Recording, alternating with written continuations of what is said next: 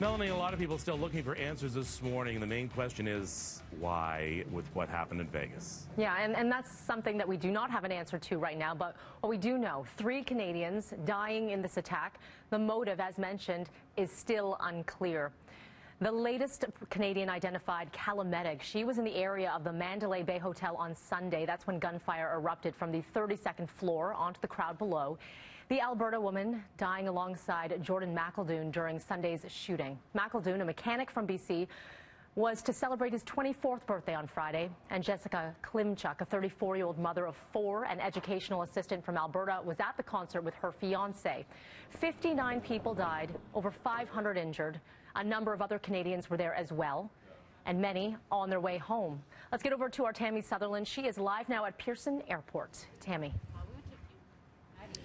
Yeah, that's right, Melanie. We have some passengers who have just touched down as well. Some passengers saying that they were not staying at Mandalay Bay. They were not at the concert, but they were in casinos where the TVs were turned off. They didn't know anything until their friends text them and told them that this shooting was happening as well, and then letting us know that it was chaos. There are a couple of women who we spoke to at Terminal 1 this morning.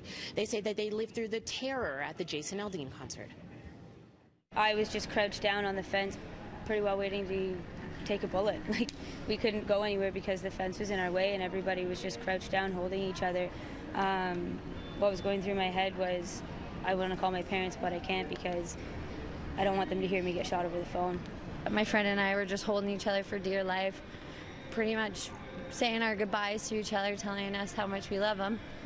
And literally could feel the wind of the bullets pass us, and we were against a fence and we could feel the bullets like hit the fence, and I thought it like, that's it, we're dead, you know.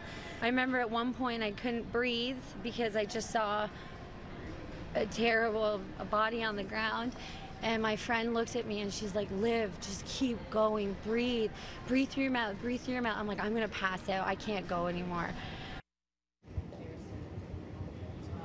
Well, some horrifying stories there to relive. It sounds like the airport, according to some passengers, actually told travelers who were arriving to come through a separate door, not the main door here where people usually arrive, so that they can avoid the media if they didn't want to talk. But many people touching down here do want to speak. A lot of them talking right now. We'll bring you more stories coming up throughout the morning, of course. Mel, I'll send it back to you.